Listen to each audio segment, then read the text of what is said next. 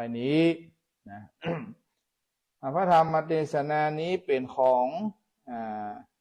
อาจารย์อินสมชัยชมพูน่าจะเป็นท่านมหาปรริญญาเก่าอาจารย์อินสมชัยชมพูมารู้ว่าท่านจะยังมีชีวิตอยู่หรือไม่แต่เฮาก็บ่สามารถได้พอดีก็เกิดแม่บัดตันเนาะแต่ก็บ่เป็นหยังก็ได้ขอเอาหมอเปิ้ลมาเทศนาธรรมให้ฟัง เนื้อหาสาระธรรมในนี้เกี่ยวกับเรื่องลักษณะของคนเฒ่าลักษณะของคนเฒ่ามีหลายประการต่างๆนานาขอน้อมเจริญพรท่านทั้งหลายที่ยังอยู่ยังรับฟังก็ขอโอกาสน้อมเจริญพรวิทยุเฮานี้ก็ได้ไปหลายที่หลายทางฉะนั้นบ่ให้เป็นการเสียเวลาก็น้อมเจริญพรรับฟังได้ในโอกาสกาลบัดนี้นะโมตัสสะภะคะวะโตอะระหะโตสัมมาสัมพุทธัสสะโยจะวันสัสตังจิเวตุนสิโลอัสสะมาหิโตเอกหังจิวิตังเสยโยศิลาวันตัสสะชาญิโนติสันทะโวโดลาสัมโพลิสาตั้งหลายตั้งยิ่งใจหนุ่มเทามีศรัทธาเขาเป็นบ้านดานโบใจบ้านจมยืนยกมือยืนฟังธรรมจุงดาจำแต่ตนที่สืบสอนโดยไปจักจะใครเก่าจีหือเจงที่หันไหลยังยิ่งใจแก่เท่าตามต้านเราใครผ่านตามได้หันและหูหากมีอยู่แน่นอนและตามพระองค์คำที่ไว้เทศนาไว้เป็นตาขอสะแด่ใหญ่น้อยอดใหญ่ก้อยฟังไปบัดนี้เดเตอิตาโลกเกมโนจาอุปันนาคนเกิดมาพร้อมหน้าในโลกลาโลกีจัดนับมีหลายและนับบ่เปสังขญา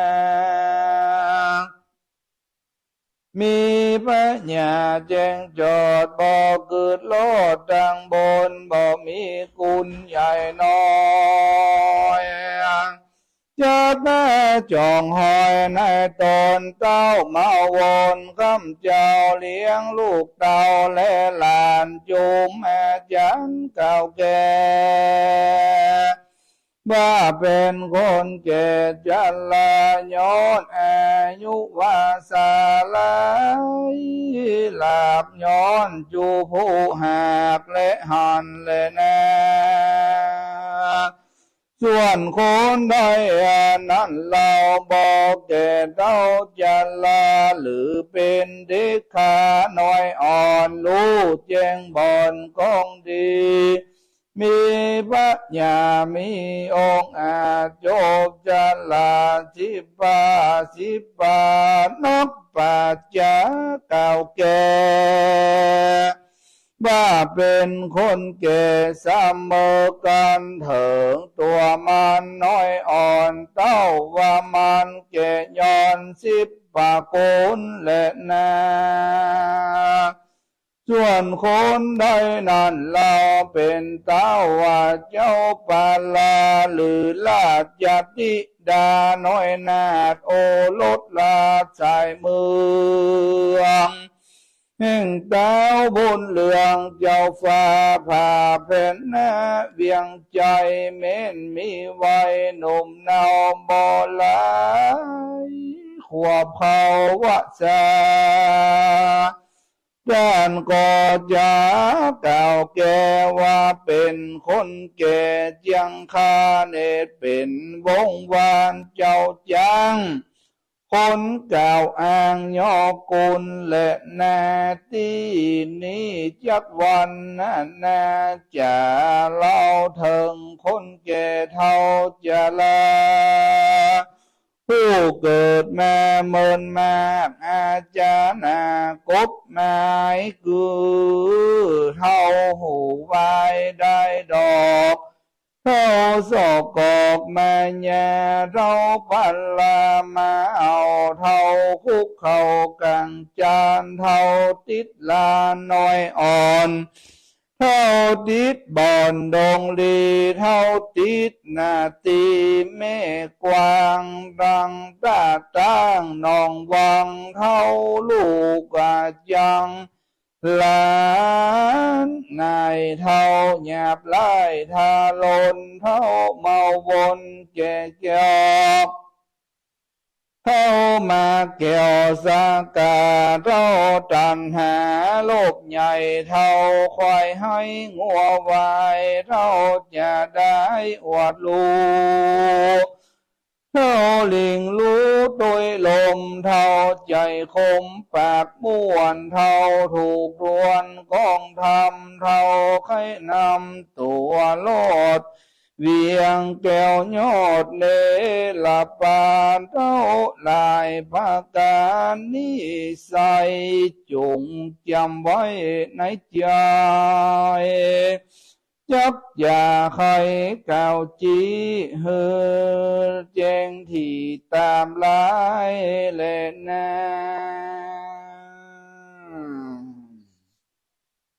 อันนี้เป็นลักษณะของผู้เฒ่าทั้งหลาย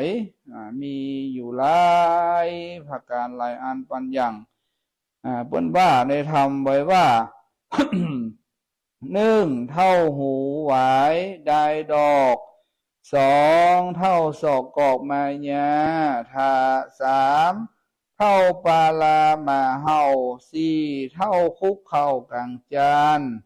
5. เท่าติดหลานน้อยอ่อน6. เท่าติดบ่อนดงลี7. เท่าติดนาตีแม่กว้าง8. แม่กว้างตังต้าตางนองวัง8. เท่าลูกจังหลานนาย9. เท่าหยาบหลายทาลน10. เท่าเมาวนเก่แล้วเก่แก้ว11. เท่ามาเกี่ยวสกา12. เท่าตันหาโลกใหญ่13. เท่าควายให้งัวไว้14. เท่าจะได้อวดรู้15. เท่าลิงลู่โดยลม16. เท่าใจข่มปากม่วน17. เท่าถูกท่วนกองทำ18. เท่าไข่นำตัวรอดเบียงแก้วยอดเนรปาน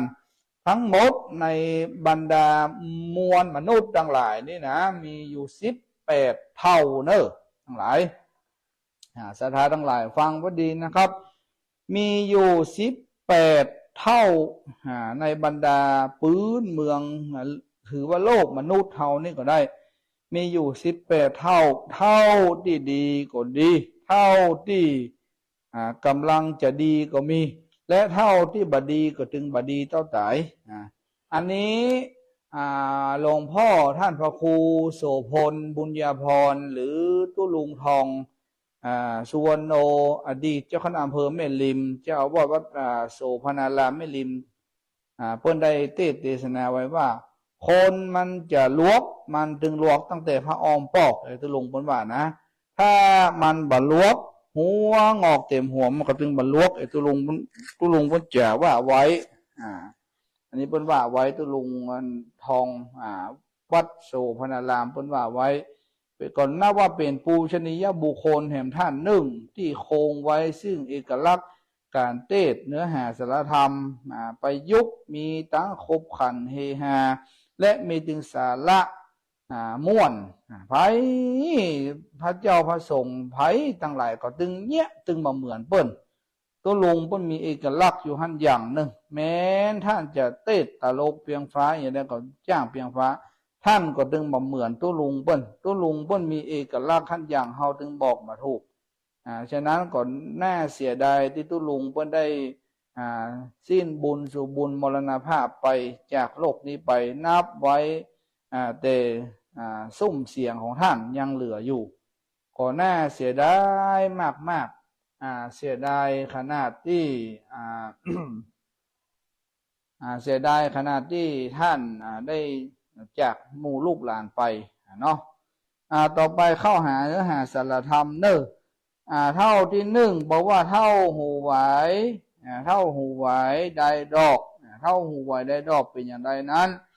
อันว่าเท่าหูไหวได้ดอกนั้นใสคือว่าคนโลกใต้ยิงใจอายุหลายแต่เราหูบ่เข้าทางธรรมเวลาต้านเปิ้นไข่กำห้องเปล่าเข้าสู่ดาวอารามจิเตียนตามถูกได้ต่างๆนั้นนะจะฮึ่งไหวปู่จมปู่จะฟังเทศก็ดีฮับศีลยังก็ดีเนาะหรือกับแม้แต่กระทำกวาดเพี้ยวยังวัดวาอารามต่างๆนั้นนะบอกว่างานขุดน้ำบ่อก่อศาลาสร้างกุฏิวิหารศาลาต่างๆนานามันก็จะตอบว่าโอ้ข้านี้ไปบ่ได้เนอะการข้านี้มีสัพพะการมีหลายอันปัญญังขอด้านทั้งหลายจงได้อดใจไว้ก่อนข้านี้การนับบ่ว่างแต่นี่เพราะว่าเท่าหูหวายได้ดอกหมายถึงเท่าบดอกบดได้มีหูบ่าใจการบ่ฟังแนมบ่ฟังธรรมบ่ฟังสักอย่างมีตาก็มีตาบดได้ปางเปล่าพระเจ้าหันแน่ไปดังใดก็บ่ฮู้บ่ชี้บ่ฮู้เล่าจ๋าบ่ฮู้จักพ่อวัดวาอารามพ่อบ้านพ่อจองเปิ้น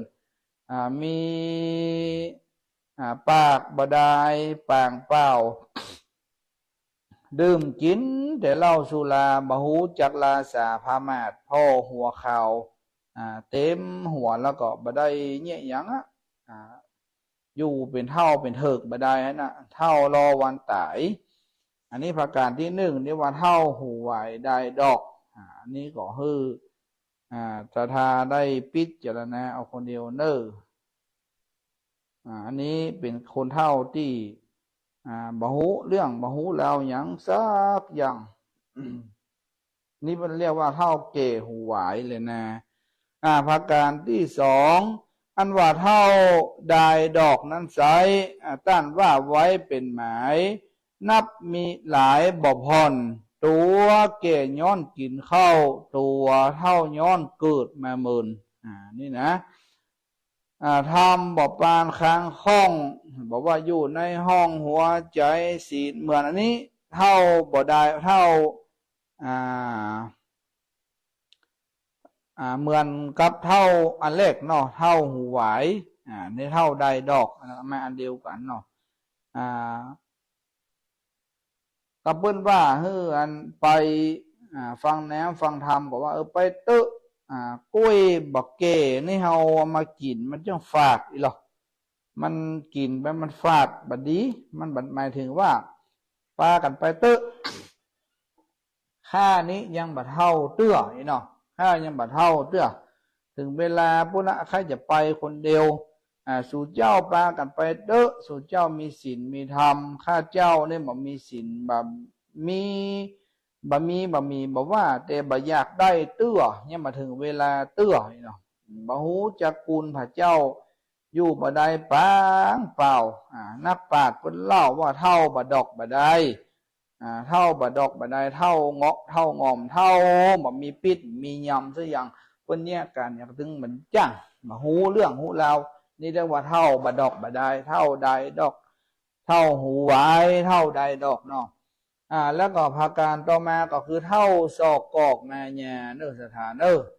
เท่าศอกกอกมาเนี่ยนี่ก็คือว่าคนเท่าจะลาแก่เท่าบอกกึดเล่าถึงตัวผมยังหัวก็บองอกปานดำแดงออกพับตนละ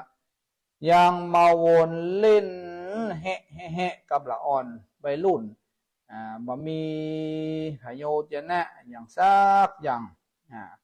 ทำตัวอย่างอันละอ่อนวัยรุ่นแล้วบ่พออายุตัวเก่าเปิ้นเนี้ยอย่างก็นี่จะเปิ้นหันสาวน้อยสาวนิดมายักกิ้วลิ้วตาหล่อมายาอู้จ๋าอย่างได้บ่เตื้ออย่างได้บ่เตื้อหวานแล้วบ่หวานแถมหวานแล้วบ่หวานแถมเนี่ยเนาะ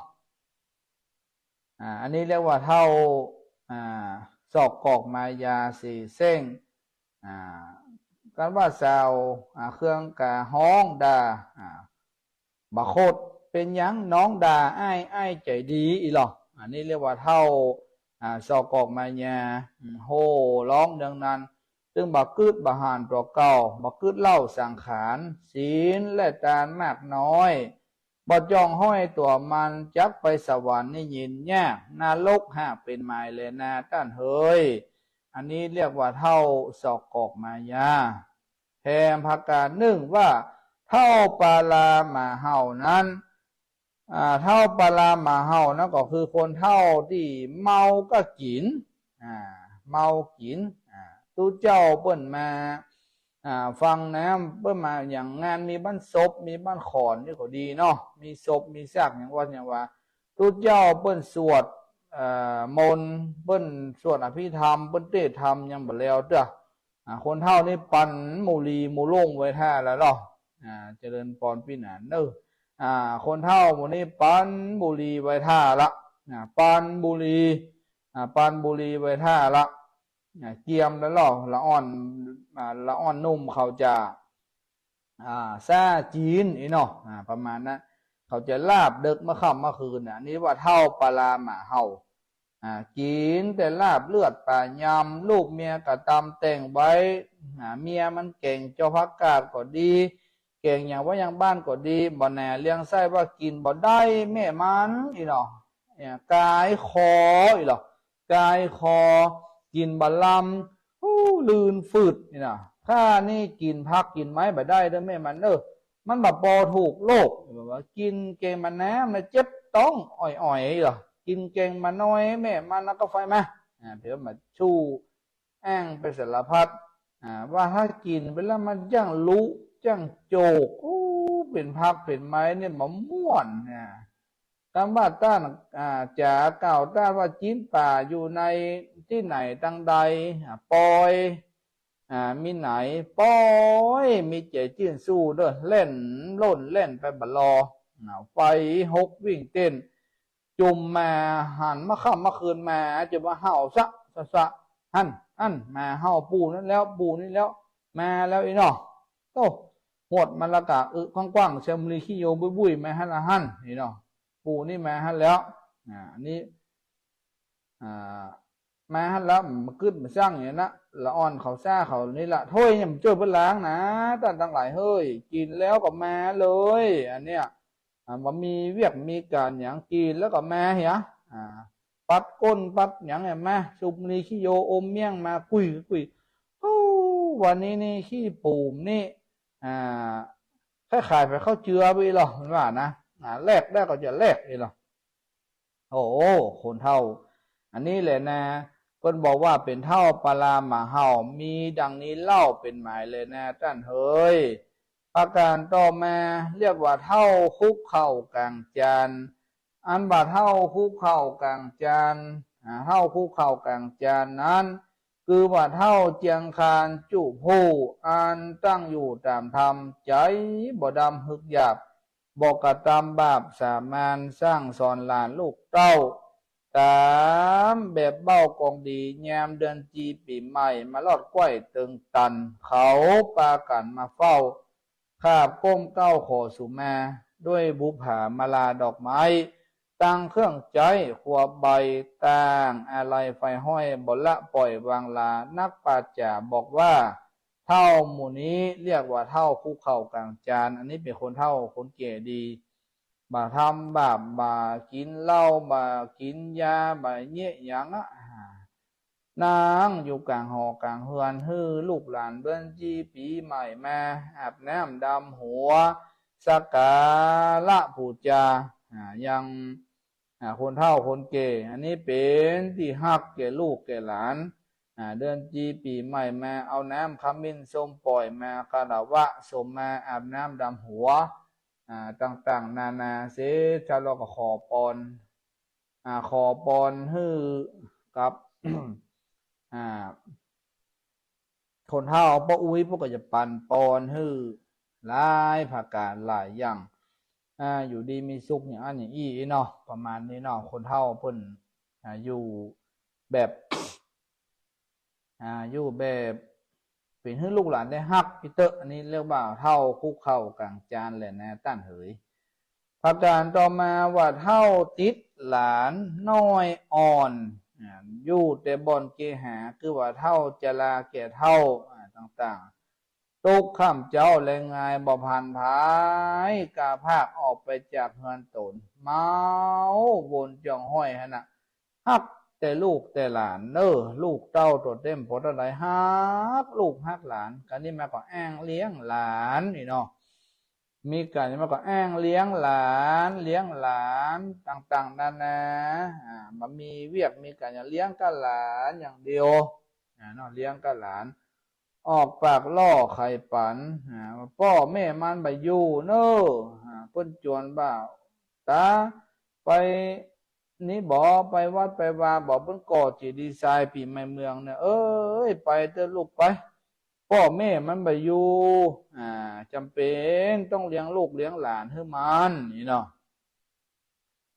และเลี้ยงลูกแตนมันที่เตะตัวหวานกึกกะหลานน้อยนะฮักหลานน้อยบุยให้เนาะนี่เรียกว่าเท่าติดเอาหลานเป็นกู้โดยไปให้หลานเวลาเพิ่นไปก็ไปแต่อุ้มหลานไปโดยเวลาไปเนี่ยอย่างได้ก็ได้แต่งอันให้ลูกหลานให้กินนมเฮกกินอีเนาะบ่เฮกกินละมื้อกินเตื้อหลานก็บ่พอจะให้ไวแกล้งตามเป็นโคตรไม้เครื่องกะก็อย่ากับลูกกับหลานนี่นะเอามาไหมว่าจะมาช่วยเพิ่นดีๆไปมีเอามาให้มาห้องเห็นนี่ป้าขอลากันเนอะพี่น้องเจ้าหมู่เอาอีน้อยไปนอนหลับก่อนแม่มันอยู่นะเนี่ยเอามากับเป็นเวียกเป็นการเนี่ยมาให้ฟัดเนี่ย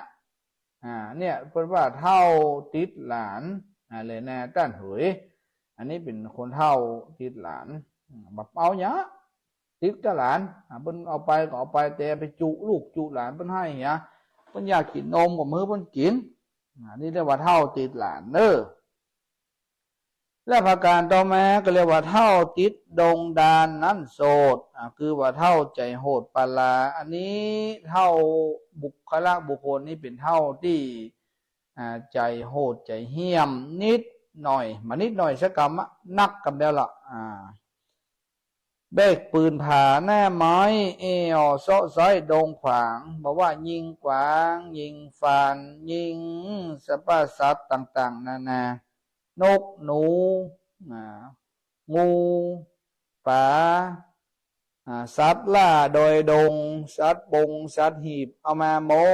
ดเอามากินมาขายใส่กระตำโยนหอกแหวนำสัตว์มาข้ามเจ้าเลี้ยงลูกเต้าเมียเป่งอันนี้เมียชอบแต่ในมอนาฮกก็มาชอบเป็นการเบียดเบียนก็บอกเจ้ว่าบางหุ่นเนี่ยมันก็มีพ่องแต่อันนี้มันตึงวันคือออกไปดึงวันบาสกึดบาสร้างอะไรอย่างเอามากินตึงวันเอามากินแม้นบ้านดับขันมวยมอดเตี้ยงบ่ลอดอบายละนาเนื้อต้านเหยอันนี้นะเพื่อจึงจะมีสมุดหมายไว้เวลาไผ่ตกมันหกไปเพื่อจะจำไว้เนอะเมื่อยังคนนั้นด้านทั้งหลายได้ ทำบุญทำทานอย่างไว้พ่องก็หาเราก็จะถามได้ทำบุญสุนทานอย่างไว้พ่องกอมามีก็ได้ใจกล่ำอยู่ในเมืองมณหกปุ่นเนอถ้าได้กึดหาบุญเก่าบุญหลังมีตานอย่างก็ตานไปแล้วนี่ก็บุญนะก็จะมาบ่เจ้าว่าตานโดยกึดหาเอาของกินไปส่งให้ท่านเจ้าอาวาสเปิดเพื่อจะกินของกูก็ฮะแต่ว่าเพื่อจะเอาขว้างไปจ้าอย่างอันนี้บดีตัวปักเกณฑ์แล้วก็พระส่งเพิ่นรับไปแล้วก็บ่ต้องเกี่ยวบ่ต้องไปยุบไปกำอย่างนะปักเกณฑ์แล้วก็คือปักเกณฑ์เลยบ่จำเป็นที่ต้องมาเอาปีกมากำมายุบเกณฑ์แล้วบ่ต้องไปใส่พอเลือกอาหารให้เปิ้นอย่างนั้นอย่างนี้นะบางทีพระเจ้าพระสงฆ์บางรูปเพิ่นบ่ชอบเพิ่นจะกินบ่กินมันเป็นเรื่องของเปิ้นมันเป็นสิทธิของพระเจ้าพระสงฆ์เพราะว่าตัวปักเกณฑ์ไปแล้ว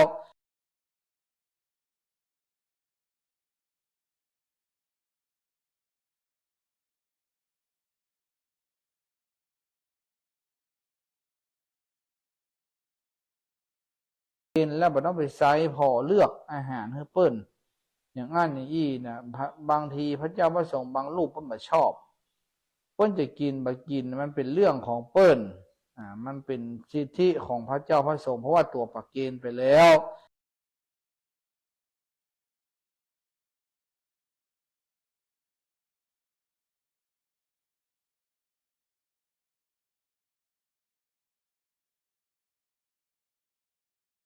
แล้วบ่ต้องไปใส่พอเลือกอาหารให้เปิ้นอย่างนั้นอย่างนี้นะบางทีพระเจ้าพระสงฆ์บางรูปเพิ่นบ่ชอบเปิ้นจะกินบ่กินมันเป็นเรื่องของเปิ้นมันเป็นสิทธิของพระเจ้าพระสงฆ์เพราะว่าตัวปักเกณฑ์ไปแล้ว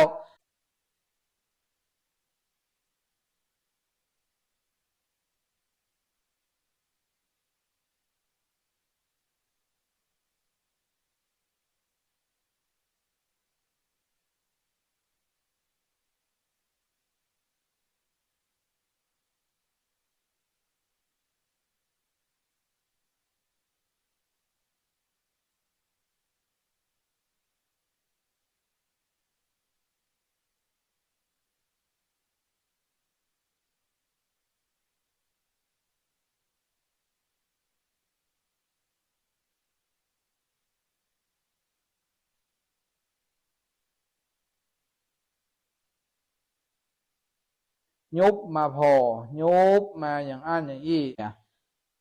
ไปเป็นหอยเอามาให้คนมากุ๊กเก่งอันนี้เรียกว่าเท่าติดตาตังบวกกว้างหนองบังเลยนะเท่าลูกจังหลานนายเท่าลูกจังหลานนายนี่ก็คือว่าเท่าสวกไร้ทาโลนด่าลูกหลานตนบอกขาดใจเห้าหาดปลาหันอย่างมาน้อยด่าหันอย่างมาน้อยด่าถ้าวันใดบ่ได้ด่านี่ถึงบ่แล้วใจเพิ่นว่าคนเฮาเลยนะหันจังพิษต่อตาน้อยด่าลูกหลานเตียวเฮือนดังด่ากำปากย่อยจะหลายตังงัวควายเป็ดไก่พบมาใส่บุตรตาลูกหลานเข้าบ้านค่ำไก่วอกนี่บ่รับมานอนเข้าบ้านค่ำเจาะหักเลือดกระเล่าไก่อย่างมันกินเหล้าเนาะมันบ่มีไก่อย่างมันชอบกินยุบกินยามันบ่มีอันนี้เรียกว่าเท่าลูกจังหลานนายอันนี้ไผ่มาไข่มาอุปถัมภ์ประทาเท่าอย่างนี้นะปโทโรเพื่อนลำคาญเพื่อนจังลูกหลานมาสู้มาเป็นที่ฮักแก่ลูกแก่หลานยังมาออกที่นอนแบมแบมอยู่ในที่นอนเอ้ยตายกูบะลูกบะย้อเต้าบะเดียวสูอยู่อย่างห้านล่ำเหลือสูรับกินบ้านกินเมืองอสังอย่างอ้านล่ำเหลืออีนอมาหูจักจ่าอย่างซักอย่างแบมอยู่ฮะนะอยู่อย่างในห้องในหอนะกูใครตายไปเป็นนกเป็นหนูกูจะไปพบพ่อสูจะอยู่จะกินกันอย่างใดเนาะจะทำอย่างใดจะเงี้ยอย่างใดประมาณนี้เนาะจะทำอย่างใดจะเงี้ยอย่างใดก็อันนี้เรียกว่าเท่าจมยังบะลองมาเป็นนกพ่อแม่เฮ้ยพ่อเฮ้ยบะเหลือนี่เป็นคนบะได้แล้วพุ่นบกก้ายปกแกนอยู่ฮะนะ ก็มาเป็นนกหันจับคือปัญหาเพื่อจะโกงจดเหรอไปมีตายข้าเหี่ยวลงคงว่าไปเก่งแค่เหรอเนี่ยเรียกว่าเท่าลูกจังหลานนายคือว่าเท่าสวกไร้ทาโลนด่าลูกหลานตนบอกขาดด่าแบมแบมอย่างอันอย่างอี้นะเป็นที่ลูกหลานมาชอบมาสู้คนนาบ่ฮู้ก็ว่าเล่าอู้ว่าลูกหลานมันเนี่ยบักกึดก้อยถึงก้นอีเนาะไปอู้ให้คนน่าฟังเฮ้ยกูอีดใจกับมันละอ่อนหมูนี่อย่างนั้นอี้ไอ้ที่เตะแล้วตัวนั่นนะตัวดีตัวนั่นนะตัวดีที่ไปว่าเฮ้ยลูกหลานอย่างนั้นอย่างอี้จะไปอู้เจ้าบ้านเจ้าเมืองไปทำอย่างนึงที่จริงลองมาอยู่มาสัมภาษณ์กับคุณจะรู้ว่าอีแม่เป็นคนอย่างใดไว้อันนี้นะนี่เรียกว่าเท่าลูกจังหลานนายภาการต่อมาเรียกว่าเท่าหยาบร้ายทาลนอันว่าเท่าหยาบร้ายทาลนนี่คือว่าเท่าบางคนนั้นไซบอกคือก้อยสัญญาบอกพิจารณาตัวเก่าเก้เท่าตึงวันบอกคือพันแตงลอดตุมละตอดฉินธรรมเต้ากับตำบาปก้าคือว่าข้ามฆ่าแต่งัวแต่ควายอันนี้เป็นอาชีพเป็นอาชีพของบุคคลบ่ได้จำเพาะเจาะจงเป็นของผู้หนึ่งผู้ใดแต่ถ้าซื้อที่มันตายมาแล้วเอามาขายเนี่ยก็พิจารณาไปแหมหน่อยนึงแต่ถ้าบุบขายถึงวันฆ่าถึงวันนี่มันก็แค่รุนแรงไปนิดหน่อยเนาะสถานเนาะนี้เรียกว่าคนเท่ากาขายขายจิ้นขายป่าขายตั้งข้าหมูขายเลี้ยงไส้ตั้งเป็ดไก่ปูป่าบอกคุณแน่ไฟห้อยยังซัดใหญ่น้อยเตียวดินบ่อาจินกึดลอดยังเบนขอดป่าปะกำอันนี้ว่าใจมืดดำฮึบหยาบคมขนาบลาวีเบียดเบียนคุยพี่น้องตั้งคนร่วมห้องโลกานักปราชญ์จะบอกไว้ว่าเท่าบาปใบทาลนเลยนะอันนี้ผ่านไปอันนี้มันอาจจะไปจับใส่บุคลท่านใดท่านหนึ่งก็ขอสุแม่อภัยด้วยเนอะถ้าว่าไปตัดไปบันคุณใดแล้วก็ขออภัยโดยอันนี้มันอยู่ในธรรมแต่เนาะบัจเจอาตมาภาพนำเรื่องพวกนี้มาเข่งสี่เส้งเก่งใครว่าอันนี้อีนอนี่ในธรรมผลบาปไว้ก็ขอสมาภัยโดยเนอะนี่ว่าเรียกว่าเท่าหยาบร้ายทาลน ประการต่อมาว่าเท่าทาลนเก๋แก้วอันว่าเท่าทาลนเก๋แก้วนี่คือว่าเก๋แล้วนำหน้าพ่อกายญาหดหูปากจะฟู่บ่มีฟันใจติดพันแต่เล่าบอกกึดเข้ากองทำกินแต่เล่านำบ่ยอนเอาเด็กอ่อนเป็นสหายแอวผ่านภายขึ้นล่องจ๋าโห่ร้องเนืองนันจุ้มคนหันจิบอกว่าเท่าศอกกอกนางลายเกิดเมินหลายเสียเปล่ากินแต่เล่าเมายาปลาเด็กขาเล่นแอวเรียกว่าเท่าเก๋เกี้ยวเมาวินเลยนะอันนี้นี่ขนาดเขี้ยวหมอหมีปลากับไปใส่เขี้ยวอุ่นใจกินย่างเนาะกินมันย่างกินกับละอ่อนเกี๊ยวกินตินเดียวนะเกี๊ยววันค่ำเกี๊ยวโดยเอาใส่ขวดสลามโดยขวดกระทิงแดงโดยจิบไปเนาะทำโอ้อีป้อนี่คอแข็งอีหรออีป้อนี่กินมาให้ได้มาเมาอีเนาะอีป้อสบายมากอีป้อเรื่องกินนี่มันถ้ามาอู้ไปป้อแล้วสบายห้องไปเลยมาห้องอีป้อก็ได้ห้องแอ้ก็ได้อีหรออันนี้นี่มันก็ตรงกับเท่าก่อนหน้าที่มาเนาะเท่าหูหวายได้ดอกอย่างนั้นนะตรงกับตัวนั้นมานิดหน่อยแต่ก็จะเพกไปหน่อยแต่มาเท่าตาเท่าเก๋แก้วมาวินนี่มันเป็นเท่าที่โห่ร้องหรอเกี่ยววักเวกหรออันก่อนหน้ามันบักเกี่ยวมันมุกก็กินแล้วปิกบ้านแต่อันนี้มันเกี่ยวมันเกาะคออยู่มันเล่นมันสู่จู้เจิงมันเป็นอย่างอันอย่างอี้เอาเข้าเมาเข้ามาเข้าสอนคาถาละอ่อนคาถาอย่างหัวเป่าอย่างได้มันได้หัวสอนไปเลยอันนี้เรียกว่าเท่าเก๋แก้วมาวินหันไปกินกับเหล้ากับยาอย่างเดียว ประการต่อมาว่าเท่ามาเกี่ยวสักกาเท่ามาเกี่ยวสักกานี่คือว่าคนเท่าจะลาเกตเท่าใจพัดเพมาวนการเฮือนตนละไว้บ่ใจใส่โทธรรมชวะวางตำหนีเอวเล่นมาเกี่ยวสกากินเข้าไงแล้วมีการอย่างงั้นป้อบอนเป็นจูเล่นไฮโลเล่นพายเกาเล่นบิงโกเล่นไพ่เล่นอย่างเนาะมาเซาะเวียกเซาะกันซักอย่างผัวไปเซาะคนเดียวผัวไปเซาะตามมาก็ยืดต่างใบเอาไปเล่นคนบ้าเฮ้อกูก็ได้มาหรอกูก็ได้เงินมาล้อกินกับกูขี้คาบกินเจ๊กูคาบกินลาบกูกำยอมผัวมันเนี่ยเอ้ยนี่ยังไม่ได้ละอันนี้เรียกว่าเท่ามาเกี่ยวสกาผัวอิดผัวไปซอกเมียไปปั่นฐานันไปเหียบ่ได้อย่างสักอย่างบ้านศพบ้านสร้างนี่ไปเตะไปบ่ได้ไปเล่นโดยเปิ้นอยู่เป็นกู้เป็นกีมเปิ้นเนี่ยบ่ได้อยู่เป็นกู้เป็นกีมเปิ้นเล่นก็มาเกี่ยวสักกาการเลื่อนตนนี่โอ้ใหญ่ขี้ย้องเต็มหลังคาหม้อไฮทะเลปากดำตือบักคัดบัสีบัโททำเอาการเปิ้นมาเป็นการตัวเล่นไปเห็นว่ามีเวียกมีการสักอย่างเนาะบอกว่าไก่ว่าใกล้ไปกุฏิกูตังไปที่ไหนไปหมดลากนำไปบอกจ้าบอกว่าตาปั่นธนานของจุอันจุสิ่งใหญ่น้อยในบ้านในจองหม่อมีเก็บไปขึ้นไปขายหมดขายแผ่วอันโทรศัพท์ลูกเต้าบุญขายทุกสิ่งทุกประการขายทุกอันทุกอย่างขายทุกอันทุกอย่างทุกประการจนอยู่บ่ได้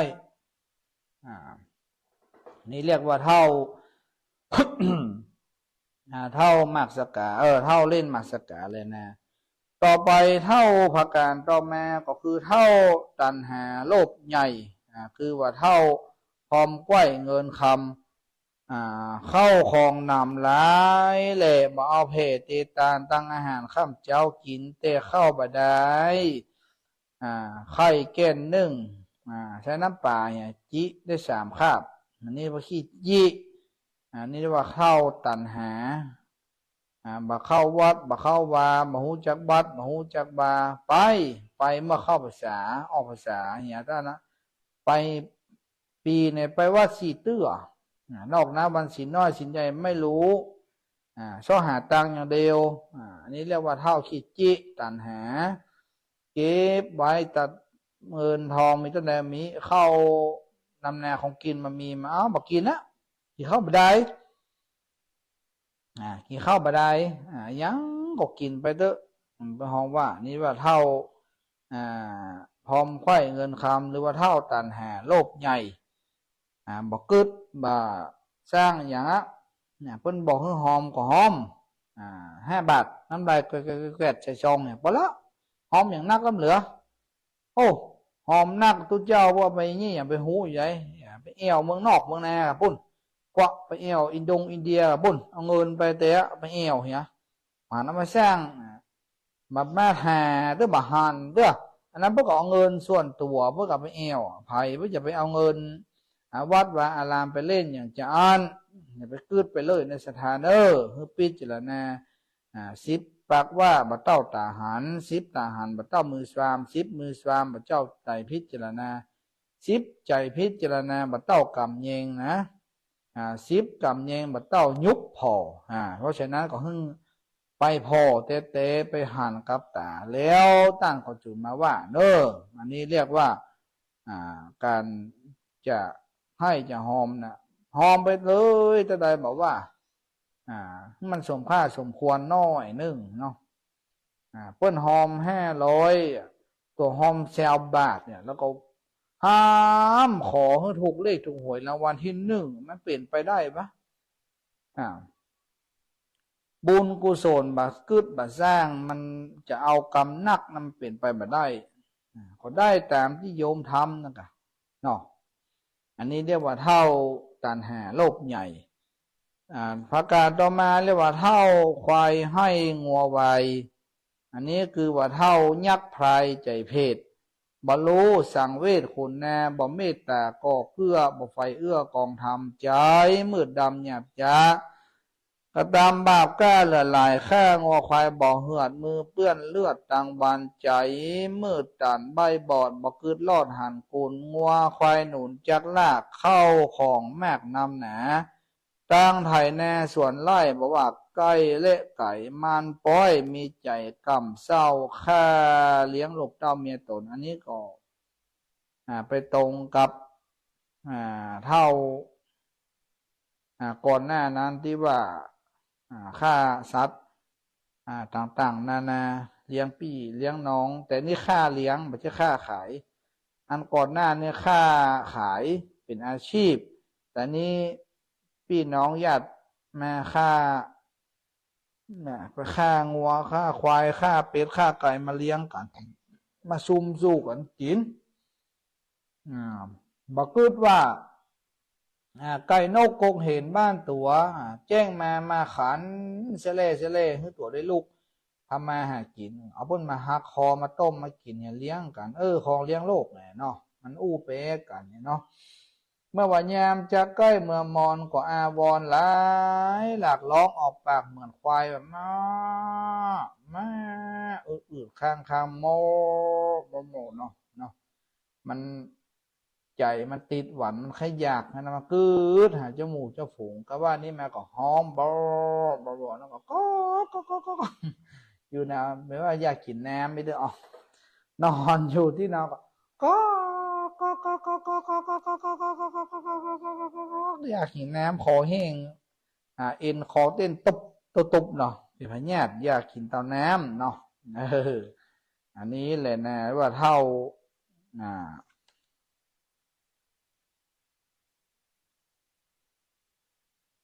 เรียกว่าเท่าควายให้งอวายเนาะเลยนะกั้นทั้งหลายต่อมาเป็นเท่าจะได้อวดหูเท่าจะได้อวดหูอันนี้สำคัญที่สุดคือว่าเท่าขี้ขี้ลมดีก็โทมันปะไผ่นี่มันนึงแบบว่ากลางไก่หัวปะเนาะแต่ปัจจุบันเนี้ยเวียกเนี้ยการต่างๆนานาเนี่ยแบบเนี้ยอย่างอย่างเดียวเป็นเลิศเป็นจูเนาะกลางไก่หัวก็มีกับหัวไก่คม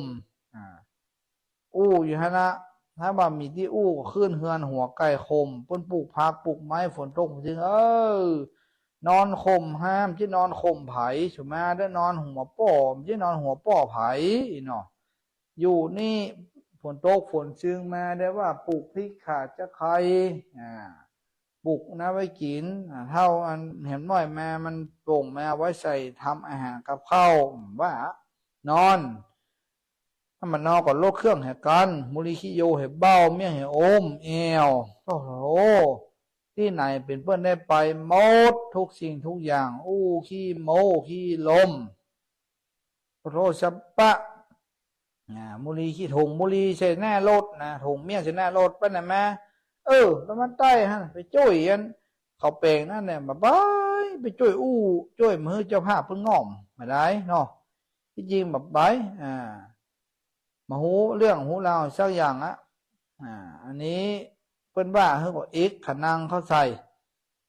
มาหูเกาหูเง่าขี่แย่ตัวมันนี่เรียกว่าเท่านั่นแน่หนีแห้งเป็นเท่าเป่าว้างจะได้เลยนะอันนี้ว่าเท่าบัดใดเท่าลิงลู่ตัวลมเนาะดีต่างๆนานาไปเลยที่มันมีกรรมนี้บ่หูบ้านหูเมืองอย่างอย่างเดียวเอาชีวิตเป็นเป็นชีวิตจิตใจเด้อเปล่าว้างจักตอกเส้นยำเป็นเนาะสารยำมาจ้างจะอย่าง อย่างอันอย่างนี้เราอวดหูนะเอาเส้นนี้ไว้นี่กะเส้นนี้ไว้นี่กะเส้นนี้ไว้นี่กะผู้ที่บืนปากเขาจะหันมาอู้เอาบนเนี้ยเตะนั่งให้พระทรโลกกอดตอกอยู่ท่านนะให้จะก่ออย่างใดให้จะขึ้นอย่างใดเนี่ยครูบาหลวงพ่อท่านพระครูโสพลบุญญาสารอดีตเจ้าคณะตำบลวังผางอดีตเจ้าอาวาสวัดวังผางเวียงหลงร่องเพิ่นเคยสอนอาตมาภาพทำเป็นเรียนว่าจะไปที่ไหนนะเอาแง่วไปก่อนเด้ออีหรอตุลุงเพิ่นบอกนะเพิ่นสอนไปไหนจะไปเอาลวกไปก่อนพอดีเพิ่นถามว่าเนี่ยยังได้ก่อบ่ได้บ่จ้างเอาถึงเอาแง่วใส่ตะกบไปก่อนนะถึงเอาแง่วพอเพื่อให้ก่อนเสร็จแล้วมาขอลองยุบเนาะเอาใส่ปุ๊บปุ๊บปุ๊บปุ๊บปุ๊บเป็นเล่มเป็นสางมังงามอีกอะป้าไหนอีกค่ะนี่ใช่อีกค่ะนี่เป็นเจ้าว่าสอนนะหูนะหรือว่าเงี้ยเด็กเงี้ยบัดจ้างนี่เรียกว่าเท่าบัดดอกบัดใดเปล่าวางทับต่อมาเรียกว่าเท่าลิงลู่ตัวลมคือว่าเท่าบ่สมกับเท่าบ่กึดเล่าพิจารณาบ่มีพญาจันทร์ส่องเพื่อแม่นจ้องกองดีต้านไขวาทีบอกเหตุว่าตนวิเศษมีไหนบอกว่าไก่และใกล้รีบจะใส่ไปปานนี้เท่าดอกไม้ไหวเนาะเหลือเท่าดอกไม้ไหว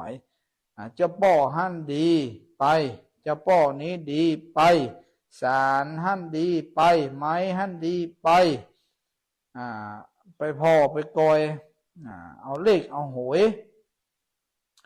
เอาเลขเอาหวยสร้างเลขสร้างหวยต่างๆนานาบ่ฮู้อย่างที่16มาก็รอบอหอทอเนาะวันที่1มาก็รอบอหอทอที่ไหนอันนี้เลขที่ไหนเลขงูเหลือมเลขนั้นเลขอันนี้มีเนอให้แน่ลดลาต่างๆเอาไปตั้งไปแต่งให้หมดเพราะว่ามันหูมเกินสุดท้ายมาเหลือสักบาทสักอันอันนี้เรียกว่าเท่าลิงลู่ตัวลมมันมีเท่านี่เรียกว่าเท่าศรัทธาดอกไม้ไหวนี่ศรัทธาดอกไม้ไหวมาเมินก็ได้เหาะไหวไปที่อื่นเห็นมั้ยมาเมินก็ไหวไปศาลอื่นมาเมินก็ไหว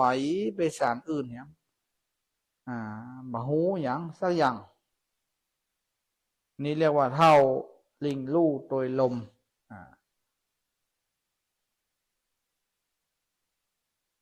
ต่อมาเท่าต่อมาเป็นเท่านรกบ่มไปในเป็นเท่านรกบ่มไปในว่าไปแล้วเนาะ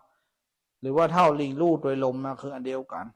ต่อมาเท่าถูกท่วนกองธรรมเท่าไข่นำตัวรอดเวียงเกี้ยวยอดเนรปันคือว่าเท่าใจบานจื่นจ้อยอยู่ตามถ้อยกองธรรมป๋าประกำใหญ่น้อยละเว้นไว้เสียไก่ไข่กำไรออกปากบ่เว้นจากเสียสินเต้าอาจินไข่รอดเวียงเกี้ยวยอดเนรปันอันนี้เรียกว่าเท่าอยู่ในศีลในธรรมเต็มจะเท่าปากหวานก้นส้มเน้อเอาเน้อนี่ไม่ได้นะจะเป็นน้ำเป็นธรรมใจดำมีนหม้อไปวัดแมมเดียวนี่โอ้ยแม่ไปวัดไปวามาถือศีลกินตานมาเรียบร้อยแล้วเพิ่นเลิกวัดเลิกวาก็มาโธ่เตียวมาขวศีลโต๊ะก้อยลูกก้อยเนื้อก้อยยองมาถึงบ้านทายสูดขาวเรียบร้อยปุ๊บน้ำมาแอวเล่าละโอ้ยละอ่อนนี่เป็นไผ่อันแต่ว่าวันซื่นนี่ซุงยังพีเพศเล่าไปละถ้าจะเป็นลูกจูกะอีหรออย่างอันว่าไปสะปะสะปืนฟ้าแล้วเนาะอันนี้เรียกว่าเท่าปากหวานก้นส้มเท่าที่ว่านี่คือเท่าถูกท่วนกองธรรมเท่าไข่นำตลอดนี่เป็นแต่แบบพระนางพุษดีเนาะกินตาลอย่างตาลสะปะพวกกินขวดตาลเพิ่นมาเสียใจมีเท่าไรเพิ่นเก็บตาลหมดเพิ่นผ่าฐานาใครไปรอดเบียงเจ้ายอดในละปานเพิ่นอยู่รักษาศีลกินธรรมพระเจ้าว่าฟังวิทยุฟังอันนี้ไปเป็นศีลเป็นธรรมต่อเมื่ออยู่กับวิทยุ ที่รับหลังแล้วบาอ่านแหมออกจากวิทยุไปแหมอย่างหนึ่งนี่ก็บรรทุกนะถ้าตั้งใจกระทำแล้วมีศรัทธาผ่องแผ้วแล้วเชื่อกุลเกี้ยวสามประการแล้วดังอ่านก็ดีศีลเจียงคานกุลใหญ่โกดแขวดไว้กับตนบ่เมาวนไหววันจึงตั้งมั่นสันติบลานีพระเจ้าตังพระธรรมเล่าพระสงฆ์นี้แหละนะอันนี้เรียกว่าเท่าอยู่แบบศีลธรรมแต่นอกเท่าทั้งหลาย18 เท่านี่ก็มาปริปุณังจบไปนะเวลามีแห่ม9 นาทีก็คงบ่ตันแล้วเนาะสรุปแล้วก็คือเท่าทั้งหลายมีหลายประการหลายอันปัญญังมีถึงดีและมีถึงหายฉะนั้นเฮาอยู่กับลูกกับหลานอยู่กับเหลนก็ขอให้เป็นคนเฒ่าที่ดีเนอะอย่าไปจมอย่าไปแซมล้ำไปบางทีบางครั้งเขาไปการไปงานมาเขาก็อิดก่อนเลยอยู่นิ่มๆแบบนั้นมันถึงเป็นอย่างถึงเวลาเพื่อถึงอย่าห้องขี่เข้าถ้าเขาแย่อย่ามาลุกแล้วนะแต่ถ้ามีกำลังบางชาพอมีก็ละอ่อนเขาไปแย่การก็ทำไปให้เขาให้วอกอย่าง2 อย่างก็ดีเขาปิ้งมาเขาอีทเขาก็จะกินเขาก็จะหักเด้อจะว่าเพิ่งเอาใจเขาเกินนะบอกเขาถ้าเอาสุกแล้วเขาก็ปลา2 คนผมเมียเขาปลากันกินเหี้ยลูกเต้าเราหลานเขาแม่เขาก็เขาเป็นพ่ออุ้ยแม่อุ้ยเขากินก่อนเขาเหี้ยลูกหลานตานเต้าปนปีกมาแล้วพวกเขาจะได้มากินพวกเขาจะได้ปีกมากินเพิ่นจะได้ปีกมากินมาด้อยมาอย่างให้ลูกหลานได้อยู่เย็นเป็นสุขอันนี้แหละก็คือเป็นผู้เฒ่าที่ดีถึงเวลาวันศีลเข้าพรรษาประจำศีลภาวนาถ้าไปบรรลุก็เอาที่บ้านตัวเก่านะถ้าไปอู้ที่อื่นที่ไกลเอาที่ปอสมควรที่ตัวเก่าอยู่นะก็เป็นบุญเป็นกุศลของเฮาละอันนี้เรียกว่าเท่าทั้งหลายให้มีสติมีสมาธิอยู่ตลอดอยู่ตลอดเวลาอยู่ให้เปิ้นฮักอยู่ให้เปิ้นแปลงอยู่จะไปให้เปิ้นได้อิ่มในใกล้จังเปิ้นฮักลูกฮักหลานก็ฮักดีๆ จะไปเนี่ยไปไล่ไปอื่นจะไปว่ากรรมมามีแปลงไส้กรรมมาใหญ่แปลงเอาจะไปเสาะแต่งเรื่องมันบดีการแต่งเรื่องมันดึงบดีมันปลาให้เปิ้นผิดกันที่เช่นไปพอในรายการในFacebook คนเฒ่าอายุ105 ปีแข็งแรงให้หัวยิ้มมีคนไปถามว่าอุ้ยทำอย่างไรให้อายุยืนถึง105 ปีเพราะว่า1อุ้ยบ่เครียด2อุ้ยไหวพ่อไหวแม่ถ้าพ่อแม่มันมีอุ้ยไหวหูมีกรรมไหวเพราะว่ามีกรรมไหวพ่อไหวแม่ของอุ้ยเพิ่นมีกรรมของเพิ่นพวกเขาบอกว่าบิดามารดาปิตาเลสัพพังอปมาเทนะสัพพังอปาราทังคมะทุโนพันติสาธุเนี่ยเปิ้นไหวตัวเยอะกรรมเปิ้นดีกรรมเปิ้นเอาไว้พ่อไว้แม่เพื่อว่าอาตมาก็ได้จำมานิดหน่อยเพื่อว่าบิดามารดาปิตาเลปมาเทนะสัพพังอปาราทังขมะทุโนพันเตสาธุเรียกไหวพ่อไหวแม่เนอะอย่าอายุมั่นยืนยาวอายุจะยิ่งยืนยาวขึ้นไปอันนี้เป็นกรรมอู้ของอุ้ยสอนเพื่อนเป็นคนอีสานอายุได้105 ปีเขี้ยวเต็มปากอยู่เขี้ยวเต็มปากแข็งแรงดีอันนี้เรียกว่าอุ้ยสอนเนาะที่อีสานเอาแล้วเนาะเตสนาวาสเนสติการัมมาเตสนา ตามดังพระองค์คำตนประเสริฐว่าเป็นผู้ล้ำเลิศเหลือหลายกว่ายิ่งใจแก่เราอายุ100 ขวบเข้าวาสาเลนาขอสันทาทั้งหลายจงมีใจ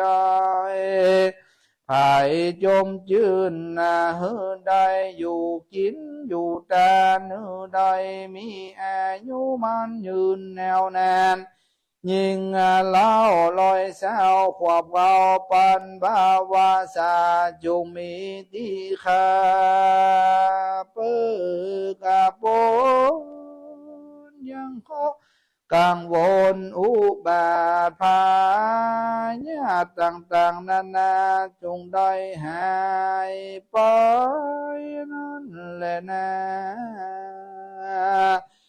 นี่ที่ตั้งขี้ยานเก่าแก่ไขยังลักษณะคนเฒ่าก็บังกลมสมเลศเสด็จเอาละเนอจบวันนี้ก็พอสมควรเกี่ยวกับเวลานอกก็ขออนำรายการอันนี้จากพี่น้องศรัทธาไปก่อนวันหน้าวันตาวันหน้าวันอังคารนี่เขามาปะกับรายการสเปเหระปกิณกะใกล้แจ้งพระธรรมเทศนากำพร้าหัวตองยังมาจบเด้อจะเข้าถึงภูพ้น7แล้วเนอวันอังคารหน้าก็น้อมเจริญพรเนอสำหรับวันนี้ก็ปอสมค่าสมควรเกกาละเวลาก็จะได้นำรายการนี้จากลาพี่น้องศรัทธาหมู่เฮาเจ้าข้าทั้งหลายไปก่อนไว้ปะกันในวันอังคารหน้าเนอขอบุญกุศลอันใดที่มูลราศรัทธาได้กระทำได้ตั้งใจฟังก็ขอบุญนั้นจงปกปักรักษาท่านทุกคนให้อยู่เย็นเป็นสุขทุกคนทุกท่านและขอบพระคุณในความอนุเคราะห์ของพระอาจารย์ท่านพระครูอภิวัฒนวิกรมที่ให้เมตตาคือข้าเจ้าเก่ากับผมได้มาออกรายการทดแทนในวันนี้ขอขอบอกขอบใจและขอกล่าวคำว่าสวัสดีและขอเจริญพรกับศรัทธาทุกคนทุกท่านขอเจริญพร